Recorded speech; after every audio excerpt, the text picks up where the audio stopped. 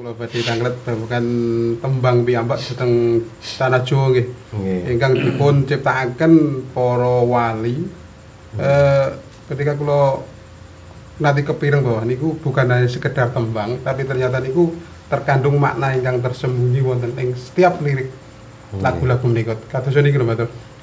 Ingkang dipun ciptakaken para wali terusipun dan niku ilir-ilir. Apa ketika niku ilir-ilir piyambak niku napa wonten artosipun, Mas Arno?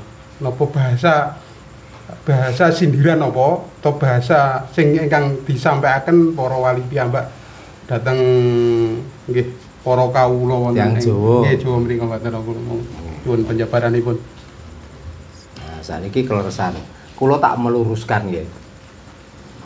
Jadi koyok tembang-tembang sing diwestani mijil, sing diwestani dadang kula, sing diwestani pangkur, sing diwastani derma, sing diwastani pucung, sing diwastani sukma ilang. Niku seolah-olah itu adalah ciptaan para wali. Sebenarnya mboten. Sebelum ada wali-wali yang datang, tembang-tembang niku sudah ada, sampun wonten. Cuman kebetulan yang mempolaritaskan sing mempopulerkan para wali. Kenapa kok para wali? Di saat tembang-tembang niku diwaca wong Jawa dengan diiringi musik yang nyampleng, oleh mung dijogeti. Ya, tapi di saat ada utusan negara yang namanya Wali Songo waktu niku. Ya sakniki ora sah wali. Di saat Pancasila niku nek kula sing maca niku urung karuan jenengan sedaya niku dengan hikmat mendengarkan. Tapi begitu saya mendatangkan Pak Camat, apa yang terjadi? Kita diam, hikmat mendengarkan, kan ngoten. Jadi sebenarnya gending ilir-ilir dan lain sebagainya itu bukan para wali yang menciptakan. Tapi ini karena sudah diklaim dan sudah dipercayai. Nah, dari sinilah maka kita itu kadang-kadang terdogma oleh kata-kata itu. Seolah-olah tanpa ada wali nggak ada gending itu. Seperti itu. Padahal itu adalah pujangga-pujangga kita waktu itu yang sangat mahir. Makanya nek wong Jawa takoki kitabe. Wong Jawa niku ora ndek kitab tulisan sing ana niku ati, rasa.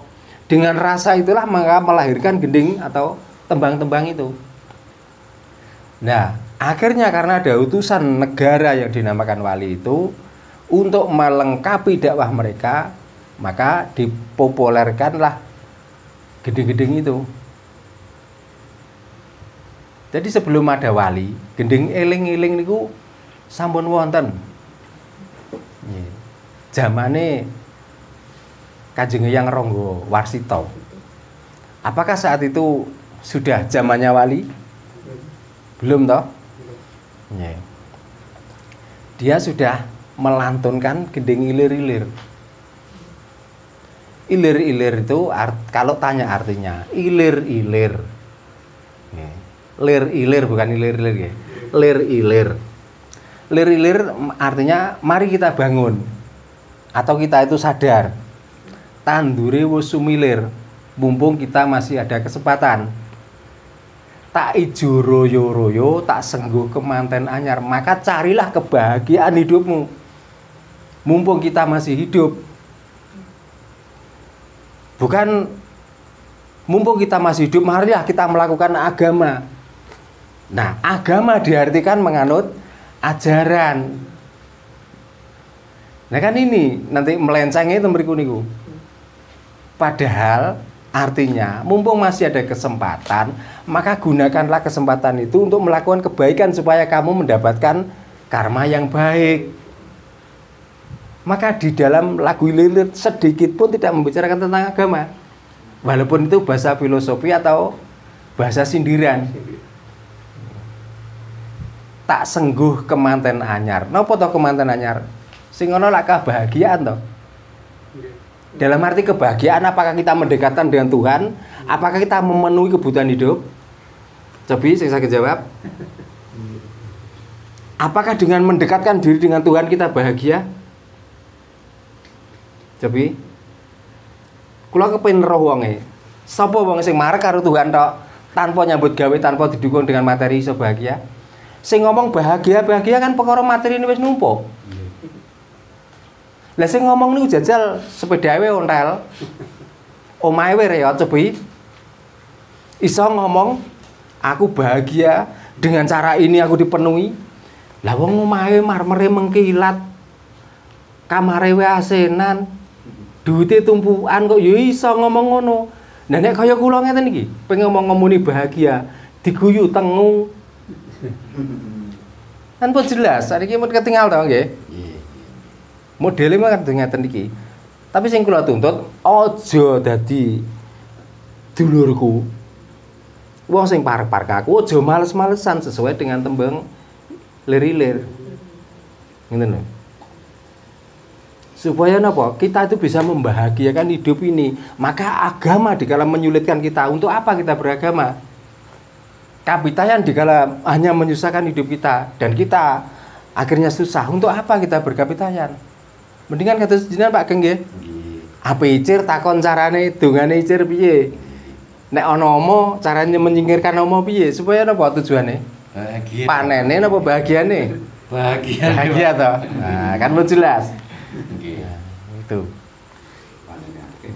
tak senggo kemanten anyar nggih bocah angon penekno blimbing kae karena blimbing identik dengan segi 5. Bukannya orang Jawa juga percaya dengan angka 5? Di saat ada matahari, ada bumi, ada angin, ada api, ada air,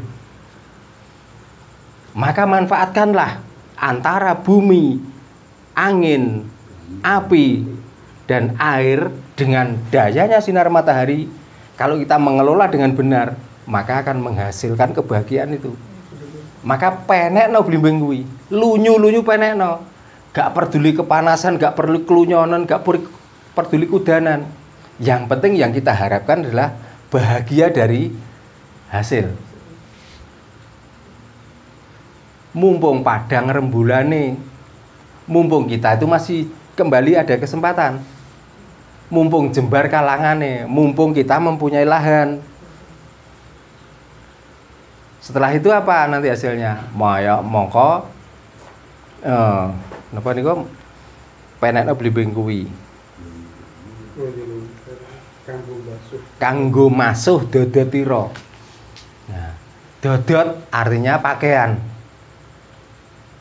Artinya untuk menyucikan pakaian kita. Pakaian tentang apa? Ya tentang kemelaratan, kemiskinan, kesurang-surangan. Supaya, karena kalau membicarakan tentang pakaian bukan agama lagi loh. Jangan diartikan begitu. Karena kalau kita bahagia, agama itu mengikuti itu enak. Tapi kalau agamanya dibahagiakan, kebahagiaan dunia ini sing kesurang-surang rata-rata. Hanya orang-orang penyampai kebahagiaan itulah yang bahagia. Nah, kita yang mendengarkan kebahagiaan itu sing tele-tele. Mulane ora ana kiai ngaji niku nyumbang ra ana. Mesti sing delok ditarik nggo mbayari wong sing ngaji.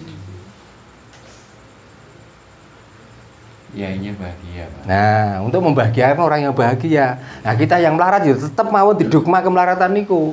Ben tele-tele terus. Maka tembangi lir-lir dan mengingatkan pada kita. Kita jangan pernah menyia-nyiakan apa yang sudah ada pada diri kita, pada tubuh kita.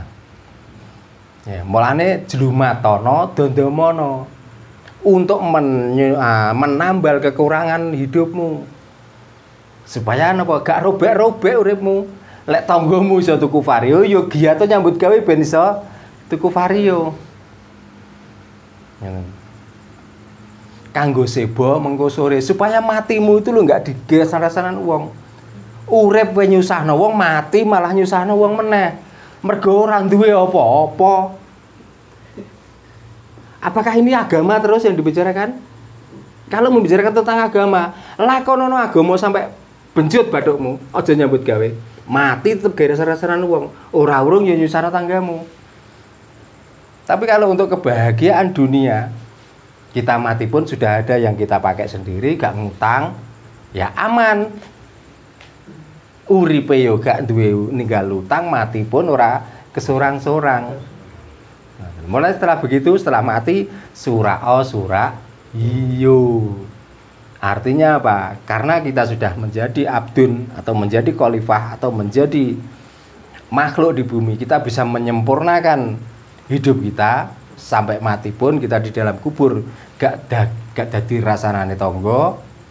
Ya, karena kekurangan atau hutang itu, maka bumi suci menerima dengan langsung dan zat dari tulang daging kulit kita akan diserap oleh tanaman, dan tanaman itu gak mungkin tanaman itu terus puten nek jagung, nek padi dibadok wereng gak mungkin. Lah lek ana tanduran kok dipangan wereng, dipangan puten utawa dipangan tikus, ya kuwi zat-zate wong sing salah kaprah nalika memaknai hidup ini. Makanya hati-hati, lek wis dikubur metuwa dadi zat sing apik supaya napa? Dadi tanduran sing berbuah banyak, nanti dimakan orang, nanti akan melahirkan lagi warna putih itu dan menjadi orang yang sempurna lagi. Di saat dipangan wereng tahu-tahu zat kita yang masih busuk kita makan, lahir pun juga busuk.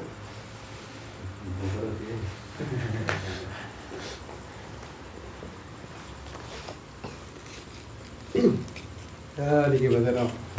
Ketika niku kula nate sarangan panjenengan bahwa apa nggih, setelah sekitar 4 atau 3 bulan kalau winginane panjenengan niku nate ngomong bahwa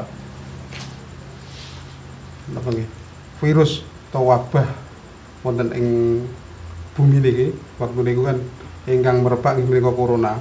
Nah, kula sanget niku inget panjenengan niku nate ngomong bahwa setelah wabah niki hilang, setelah wabah niki sira saking bumi menika badhe muncul wabah ingkang selanjutnya menika muncul dhateng hewan terus panjenengan. Nah, niku terbukti saat niki ingkang menika lagi viral Mbah Darno niku wonten sapi nggih menika lato-lato. Lah, apakah wabah niku kejadian saking perilaku manusia niki ambak topo niku suatu napa nggih memang bener-bener wabah ingkang ditimbulkan saking bumi karena perbuatan manusia niki ambak Mas Darno? Nggih, pertanyaan ini mungkin keliru. Apakah ini perilaku manusia? Apakah ini adab Tuhan? Ngono lho mesine pertanyaane niku. Nggih, ngoten kira-kira. Nah, nggih. Kenging napa kula saderenge kok sampun matur nggih. Waktu niku tasik dereng reda corona nggih. Nggih, dereng reda corona tasik merebak. Kok kula pun sanjang malih bahwa setelah ini nanti akan ada penyakit yang akan menyerang hewan. Nggih.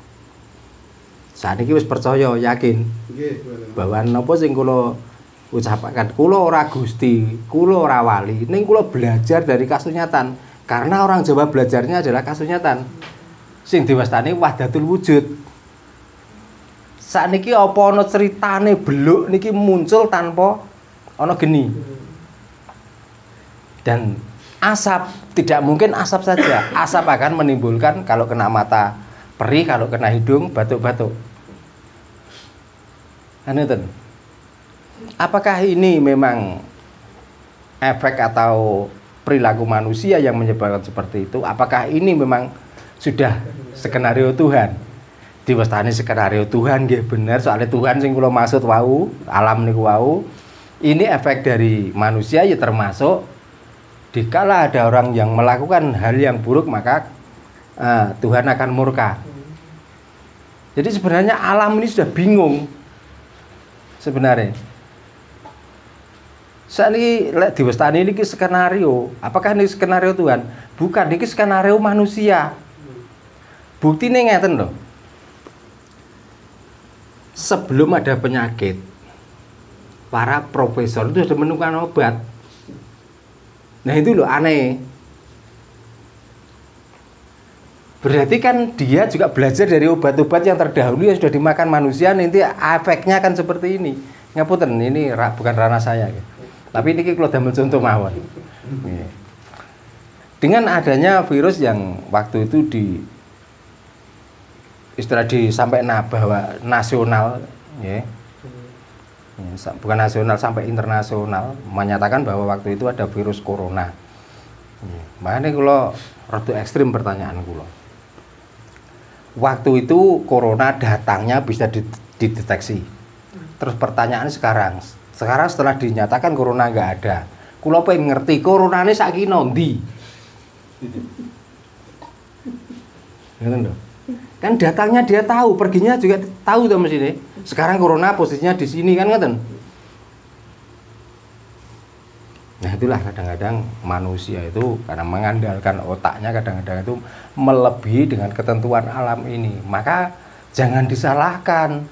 Di saat kita menanam nantinya kita akan menuai. Untung ini kena hewan. Kalau kena manusia, coba. Tapi juga kasihan juga para petani yang tadinya sudah merawat kambing, sapi, terus sekarang ada wabah seperti ini.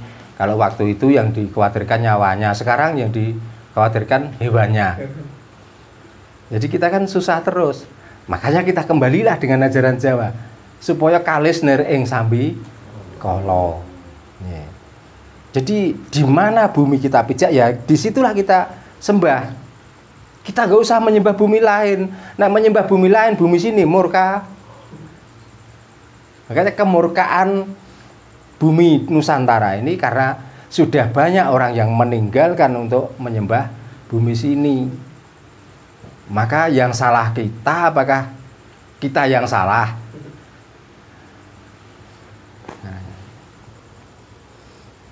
Nah, belajar kapitayan Jawa, nggih pun kita nyungkemi ajaran Jawa mawon.